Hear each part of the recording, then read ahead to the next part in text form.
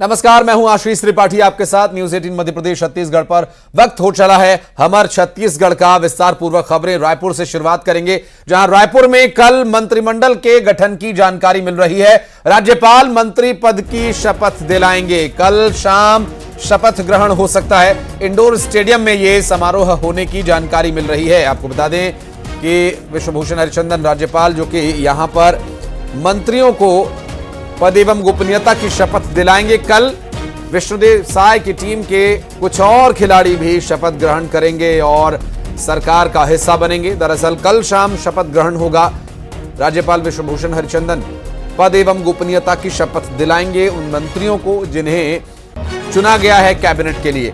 उन चेहरों में ब्रजमोहन अग्रवाल का भी नाम चर्चा में है। और साथ ही साथ आपको जानकारी देते चलें कि कल मंत्रिमंडल का गठन होना है। कल शाम को होने वाले शपथ ग्रहण समारोह के बारे में और जानकारी आपको देंगे, जैसे कि इंडोर स्टेडियम में यह कार्यक्रम होगा और इस कार्यक्रम में और कौन कौन से चेहरे वहां मौजूद होंगे। हम हालांकि बहुत ज्यादा यहां पर भीड़भाड़ नहीं जुटाई जाएगी, बहुत कम लोगों में औपचारिकता को पूरा किया जाएगा, ऐसी अब तक जानकारी मिली है।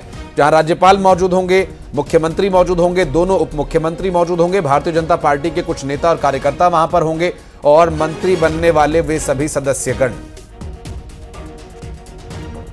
छत्तीसगढ़ के मुख्यमंत्री के रूप में विष्णुदेव साय और 2 डिप्टी सीएम ने शपथ ले लिया है। और आप देख सकते हैं इस वक्त हम मौजूद हैं बलबीर सिंह जुनेजा स्टेडियम में और यहाँ पर कल शपथ ग्रहण होगा और उसकी तैयारी की जा रही है। साय कैबिनेट के जो 10 मंत्री हैं कल शपथ लेंगे और आप देख सकते हैं यहाँ पर तमाम वीवीआईपीज हैं। इसके अलावा अलग अलग जिले से जो लोग आएंगे, चाहे सरगुजा से हो, दुर्ग से हो, रायपुर से, बिलासपुर से, ऐसे तमाम लोगों को, कार्यकर्ताओं को यहाँ पर आमंत्रित किया जाएगा और उनके लिए अलग से सीटिंग व्यवस्था की गई है और यहाँ पर पूरी तैयारी की गई है। साय कैबिनेट के जो 10 मंत्री हैं वो कल शपथ लेंगे और उसकी तैयारी पूरी तरह से की जा रही है। कैमरा पर्सन नवीन के साथ युगल तिवारी, न्यूज 18 रायपुर, छत्तीसगढ़। तो कल ये कार्यक्रम होना है और जहां पर ये कार्यक्रम होना है इंडोर स्टेडियम में हमारे सहयोगी युगल तिवारी पहुंचे थे और वहां का जायजा लिया और काफ़ी भव्य और काफ़ी लोगों की गैदरिंग के योग्य ये पूरा स्टेडियम है। और कल यहाँ पर कार्यक्रम को लेकर क्या कुछ तैयारियां चल रही हैं, इस पर जानकारी आगे भी पहुंचाते रहेंगे आप तक।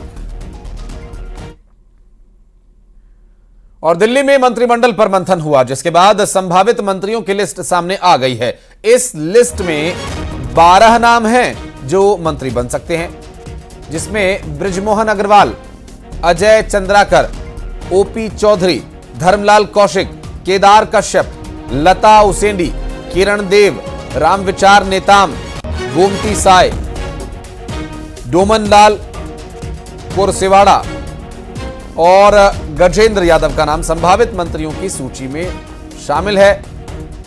अगर बात करें ब्रजमोहन अग्रवाल की, रायपुर संभाग से आने वाले ब्रजमोहन अग्रवाल, अजय चंद्राकर रायपुर संभाग से आने वाले ओबीसी चेहरा, पुरंदर मिश्रा रायपुर संभाग से आने वाले, ओपी चौधरी बिलासपुर संभाग से आने वाले ओबीसी चेहरा, धर्मलाल कौशिक ओबीसी चेहरा हैं, केदार कश्यप बस्तर संभाग से आने वाले आदिवासी एसटी और लता उसेंडी बस्तर संभाग से आने वाली आदिवासी महिला और किरण देव बस्तर संभाग से आने वाले और रामविचार नेताम जो कि सरगुजा संभाग से आते हैं आदिवासी एसटी चेहरा हैं, गोमती साय सरगुजा संभाग से महिला आदिवासी एसटी चेहरा हैं। साथ ही डोमन लाल कोरसेवाड़ा दुर्ग संभाग से आने वाले एससी और गजेंद्र यादव दुर्ग संभाग से आने वाले ओबीसी चेहरा हैं। ये वो चेहरे हैं जो कल शपथ ले सकते हैं। इनमें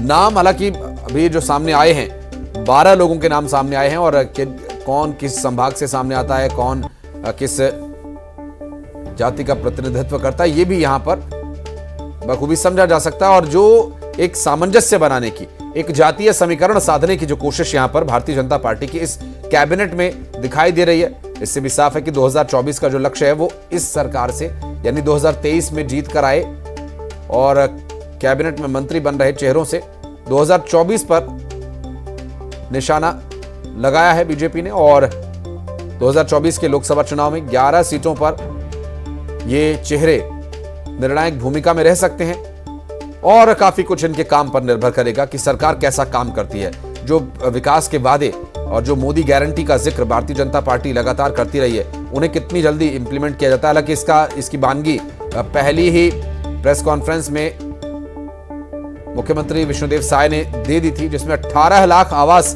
प्रधानमंत्री आवास योजना के माध्यम से बांटे जाने वाले और कुछ अन्य बड़े फैसले, मसलन 25 दिसंबर को किसानों को दिए जाने वाले बोनस से यह साफ हो गया था कि तेजी से जो घोषणा पत्र में वादे किए गए उन्हें पूरा करने का काम सरकार करेगी। और ये जो मंत्री हैं, ये जो चेहरे हैं, ये अपने अपने समाज और अपने अपने क्षेत्र में इन योजनाओं का लाभ लोगों तक पहुंचाएंगे।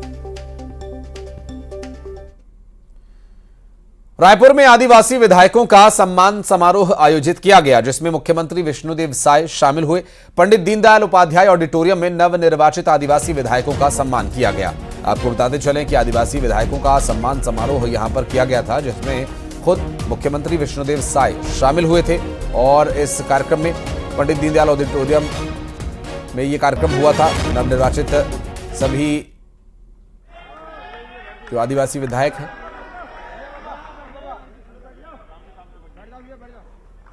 विजय शर्मा जी भी आए हैं, जोरदार तालियों से अभिनंदन आज के कार्यक्रम में दीजिएगा। हमारे बीच में सम्मानीय देवी के लाडला सपूत छत्तीसगढ़ का प्रथम आदिवासी मुख्यमंत्री का स्वागत हम गजमाला से यहाँ पर कर रहे हैं। और बात करेंगे कांग्रेस की, जिसमें हार के बाद हाहाकार मचा हुआ है। पूर्व विधायक चुन्नी लाल ने कांग्रेस उपाध्यक्ष पद से इस्तीफा दे दिया। उन्होंने कहा कि अपना इस्तीफा प्रदेश अध्यक्ष दीपक बैज को भेजा है। और बता दें कि इसके पहले मोहित केरकेट्टा ने भी पार्टी से इस्तीफा दे दिया था, लेकिन कांग्रेस के बड़े नेताओं के समझाने के बाद अपना इस्तीफा वापस ले लिया था।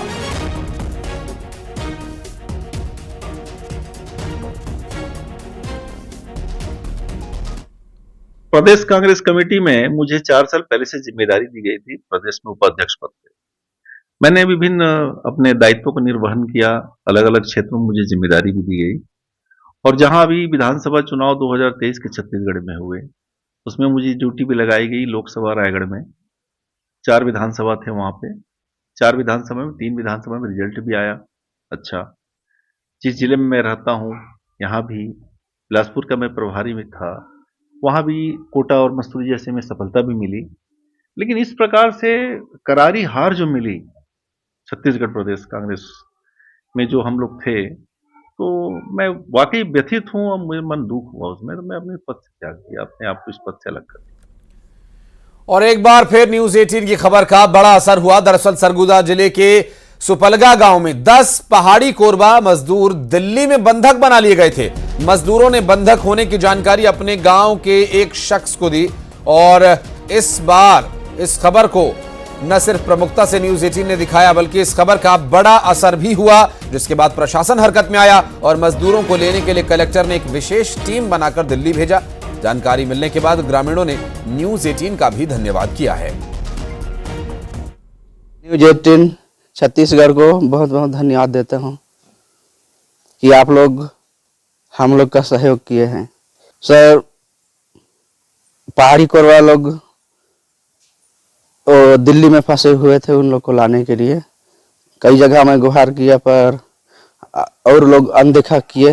जो गन्ने के खेत हैं उसमें एज ए लेबर काम करते हैं और उनको यहाँ घर आने के लिए मना किया जा रहा था और पैसे भी नहीं दिए जा रहे थे।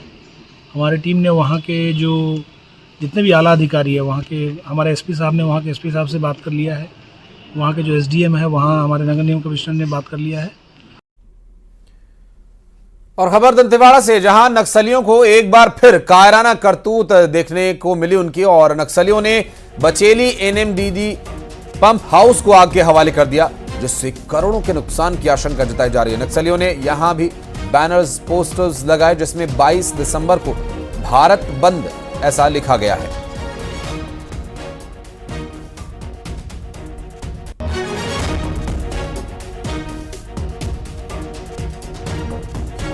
तो ये तस्वीरें दरअसल उस पंप हाउस की हम आपको दिखा रहे हैं, जहां पर पंप हाउस को आग के हवाले कर दिया गया था और इस पंप हाउस को जलाकर नक्सलियों ने अपनी कायरता का एक और उदाहरण प्रस्तुत किया है।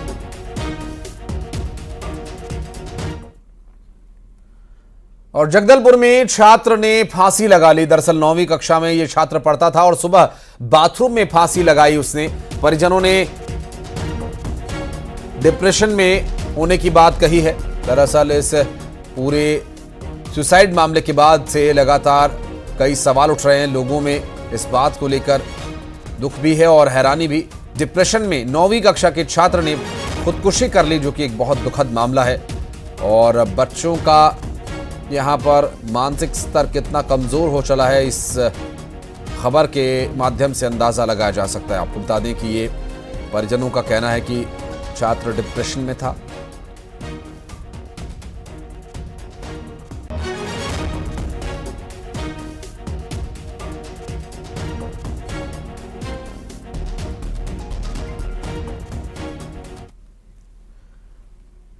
और बलरामपुर में 150 बोरी अवैध धान जब्त किया गया। 2 वाहनों से ये अवैध धान पकड़ा गया। झारखंड और यूपी से ये ले जाया जा रहा था अवैध धान।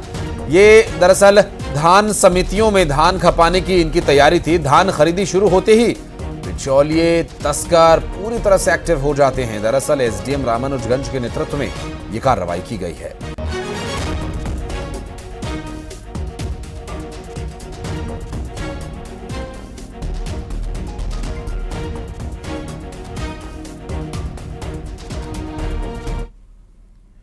और कोंडागांव से बड़ी खबर आपको बता दें, धान के ढेर में आग लगने का मामला सामने आया। किसान की पूरी मेहनत जलकर राख हो गई। काफी धान यहां पर जलकर राख हो गया। आपको बता दें कि बिंझे पंचायत के चिखलाडीही की यह घटना है, जहां धान के ढेर में आग लगने से किसान की पूरी मेहनत जलकर राख हो गई। और आग को बुझाने का, धान को बचाने का भरपूर प्रयास यहां पर किया गया, लेकिन वो प्रयास नाकाफी साबित हुआ।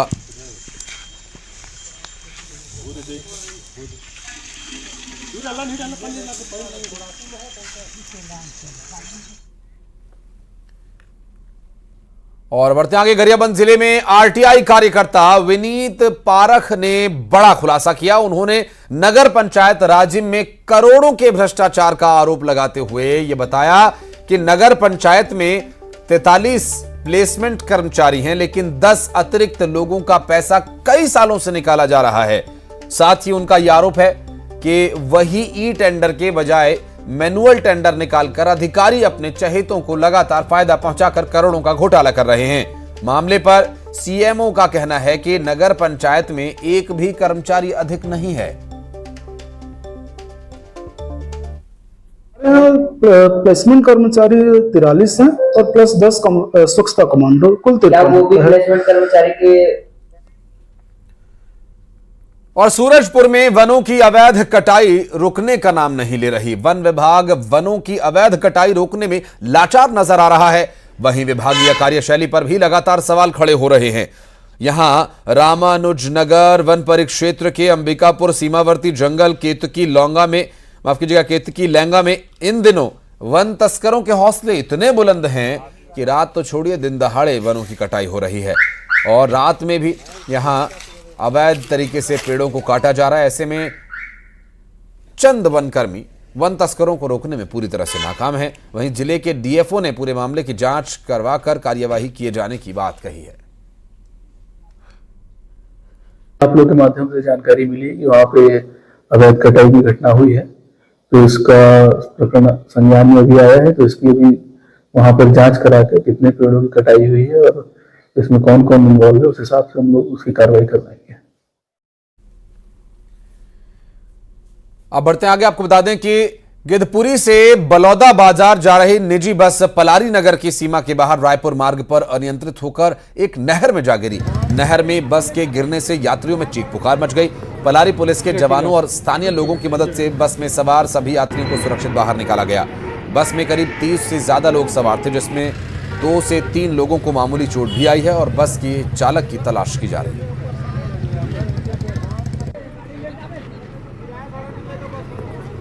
ठीक है। और जशपुर में हाथी ने जमकर उत्पात मचाया। पथल गांव में हाथी का आतंक देखने को मिला। धान केंद्र में घुसकर धान खाने का प्रयास वहां पर हाथी कर रहे थे। आपको बता दें कि हाथी ने 3 घरों को क्षतिग्रस्त कर दिया। वन विभाग ने हाथी से दूर रहने की अपील की है।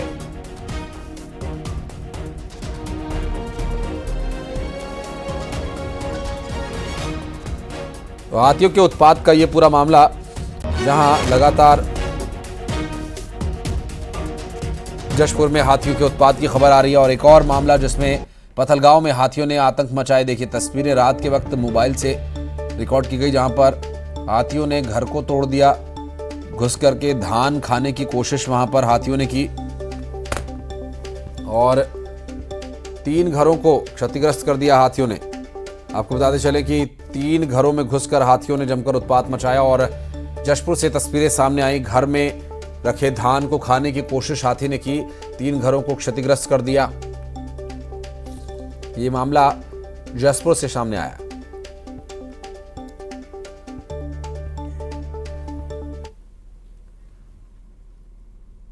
और 22 जनवरी को अयोध्या के भव्य राम मंदिर का उद्घाटन होना है और इसके लिए पूरे देश में समारोह मनाने की तैयारी चल रही है। बैठकों का दौर चल रहा है।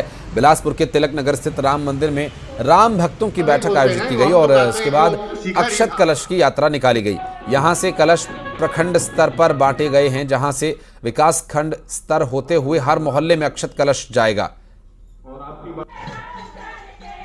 फिर घरों में अक्षत वितरित किए जाएंगे और राम मंदिर के निर्माण के लिए, और जिस तरह से लोगों ने एकजुटता दिखाई, अब मंदिर उद्घाटन के लिए यहां पर उन्हें आमंत्रित किया जा रहा है। कलश यात्रा में बड़ी संख्या में महिला, बुजुर्ग, बच्चे सभी शामिल होंगे।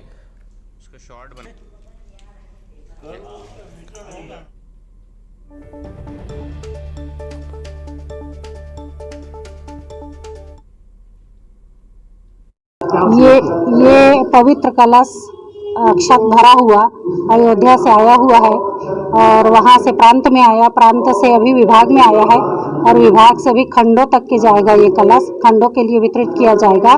फिर वहाँ से हर एक ग्राम में, हर एक हिंदू घर में अक्षत के द्वारा निमंत्रित करने का आयोजन है, ये योजना है ये, ताकि हर एक हिंदू को, हर एक सनातन धर्म मानने वाले को भगवान श्री राम के प्राण प्रतिष्ठा का और निमंत्रण प्राप्त हो। यही हेतु है इस कार्यक्रम का। और आपको दिखाते हैं तेज अंदाज में खबरें टॉप 20 में। कल होगा मंत्रिमंडल का गठन, राज्यपाल दिलाएंगे पद